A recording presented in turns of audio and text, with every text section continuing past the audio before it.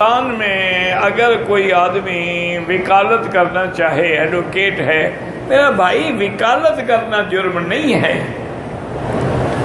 لیکن بات صرف اتنی ہے کہ تم حق والوں کی مخالفت نہ کرو، تم قاتل کی مدد نہ کرو، تم ظالم کی مدد نہ کرو۔ اور وکیل کو سب بتا دیتے ہیں، جب کیس لے کے آتے ہیں، فائل لے کے آتے ہیں، بتا دیتے ہیں کہ ہم مجرم ہیں یا نہیں ہیں۔ اگر مجرم اس کا کیس نہ لو تو وکالت کرنا چاہیے۔ معنی یہ ہے کہ حق کی مدد کرو، ظلم اور گناہ کی مدد نہ کرو۔ جب آدمی حق کی مدد کرتا ہے، اللہ اس کی مدد کرتا ہے۔ چند دن تو تمہیں تکلیف ہوگی کہ لوگ نہیں آئیں گے، لیکن پھر الحمدللہ آنا شروع ہو جائے گا۔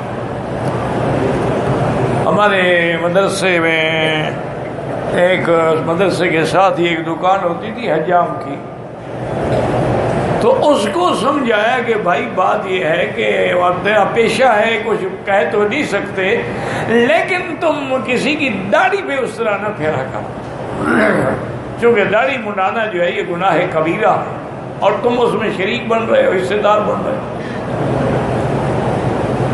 اس نے کہا کہ حضرت بات ٹھیک ہے، لیکن پھر یہاں تو ہر آدمی آتا ہی شیو کرانے کے لیے ہے۔ میں نے کہا تم چھوڑو اس بات، اسی کی حجامت کرو جرعن حجامت ہے۔ بال بنانے ہیں سنت کے مطابق بناؤ، داڑھی بنانی ہے سنت کے مطابق بناؤ۔ حضرت پیر عبدالقادر جیلانی رحمۃ اللہ علیہ پکڑ کے بیٹھتے تھے کہ جو زائد ہے وہ کاٹ دو، ایسا نہ ہو کہ اوپر کاٹ بیٹھے۔ آج کل جو ہمارے سالون ہیں نا جی، جہاں یہ حجامت وغیرہ ہوتی ہے، یہ تو شریعت کے مطابق، اصل تو ناخن اتارے، یہ نہیں اتارتے، توہین سمجھتے ہیں۔ اصل حجامت تو بغلوں کی صفائی ہے، یہ نہیں کرتے کہ جی اپنی خود جا کے کرو۔ تو باقی تم کرتے کیا ہو؟ داڑھی صرف شیو کرتے ہو۔ تو بہرحال اس کی بات سمجھ میں آ گئی، کہنے لگا، میں نے کہا دیکھو اللہ کے بندے، تم اللہ کے لیے یہ غلط کام چھوڑ دو، اللہ مدد کریں گے۔ یقین کریں کہ وہ 15-20 دن بیچارہ تو بالکل ایسے ہو گیا نا کہ کوئی آتا ہی نہیں تھا، اس کے گھر کا خرچہ ہی پورا نہیں ہوتا تھا۔ 15 دن کے بعد میرے پاس ان کا مکی صاحب، اب تو عالم یہ ہے کہ لائن میں لوگ انتظار میں بیٹھے ہوتے ہیں کہ جی سنت کے مطابق جیسے حجامت کرنا نہیں، میری دکان پہ ہی آتا۔ انہوں نے کہا شہر کے دوسرے کونے سے بھی لوگ چل چل کے آ رہے ہیں۔ اس لیے ہمیشہ یاد رکھیں کہ تھوڑی سی آدمی کو تکلیف ہوتی ہے سنت پہ چلنے میں، لیکن کامیابی اسی کی۔ بنگال یہ حال ہے نا، ابھی وہ بڑا دہشت گردانہ حملہ ہوا ہے نا، اور شہباز قلندر کی مزار پہ، اللہ معاف کرے۔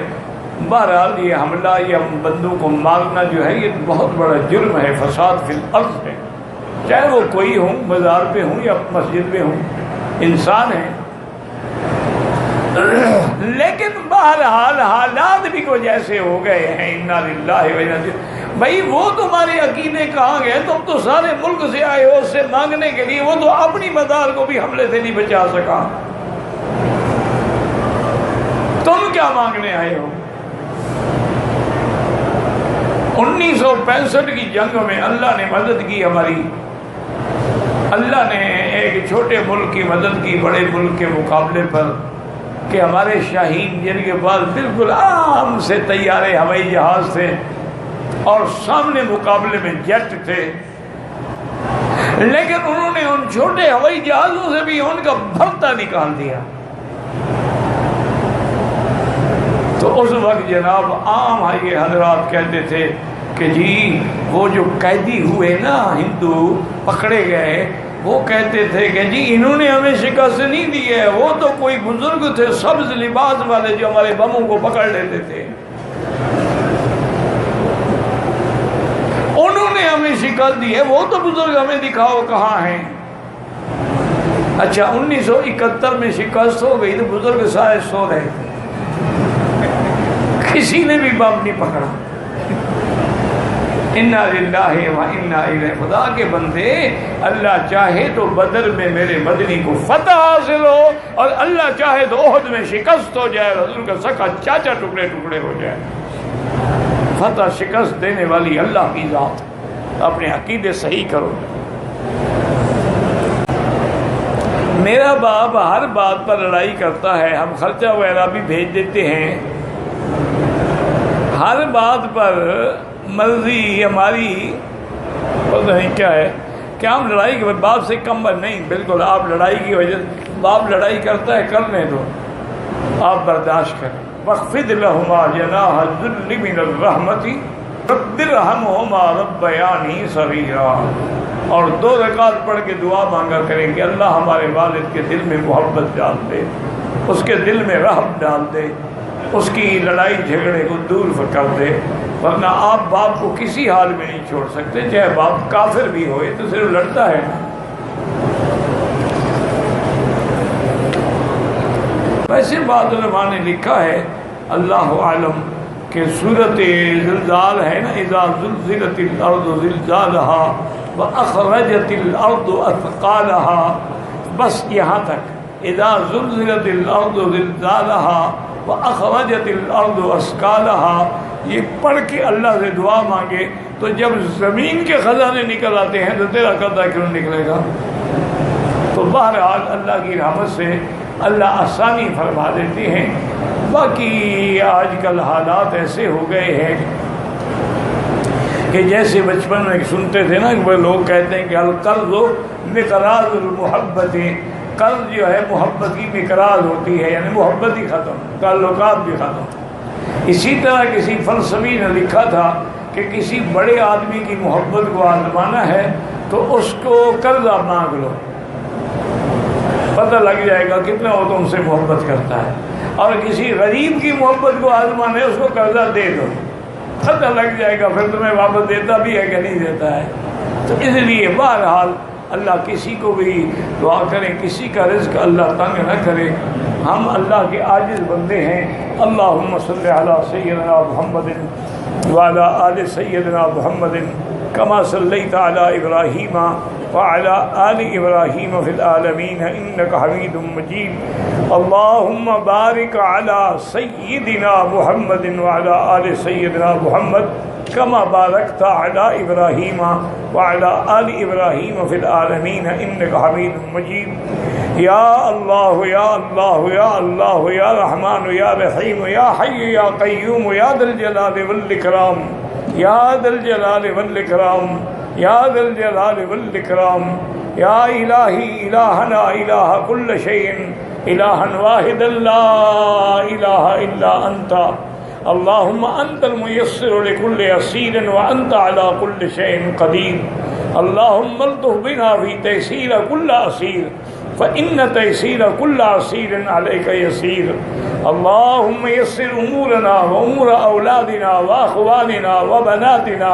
وذرياتنا وأصحابنا وأمور من أوصانا واستوصانا وأمور المسلمين مع الراحة لقلوبنا وأبداننا والسلامة والعافية في ديننا ودنيانا، اللهم كن لنا ولا تكن علينا وانصرنا على من بغى علينا، اللهم كن بنا رؤوفا رحیما ولا تجعلنا شقیا ولا محروما۔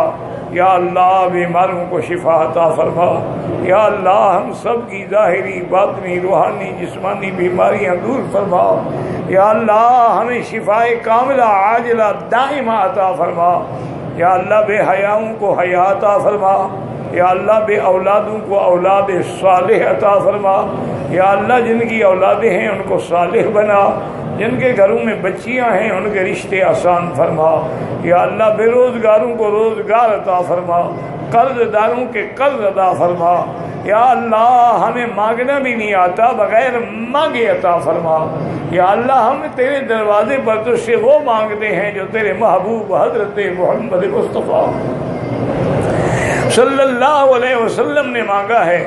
اللہم انا نسألک من خیر ما سألک منہ نبیک محمد صلی اللہ علیہ وسلم اللهم إنا نعوذ من شر ما استعاذك منه نبيك محمد صلى الله عليه وسلم. أنت المستعان وعليك البلاغ، أنت المستعان وعليك البلاغ، أنت المستعان وعليك البلاغ. لا حول ولا قوة إلا بالله العلي العظيم. اللهم انصر الإسلام والمسلمين، اللهم انصر المجاهدين في كل مكان، أيدهم بنصرك يا قوي يا عزيز. اللهم احفظ سائر بلاد المسلمين وهذا البلد الأمين فاجعل آمنا مطمئنا سخاء رخاء إلى يوم الدين برحمتك یا ارحم الراحمین. یا اللہ مسلمان کشمیر میں ہیں، فلسطین میں ہیں، شام میں ہیں، عراق میں ہیں، عرب میں ہیں، عجب میں ہیں، یا اللہ روہنگیا میں ہیں، برما میں ہیں، اراکان میں ہیں.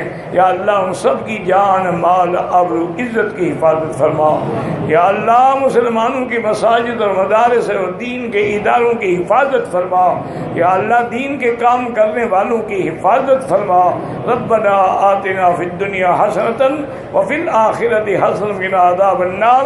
صلی اللہ تعالی علی خیر خلقہ سیدنا محمد وعلی آلہ واصحابہ اجمعین. اللہم صلی علی سیدنا محمد وبارک وسلم علیہ.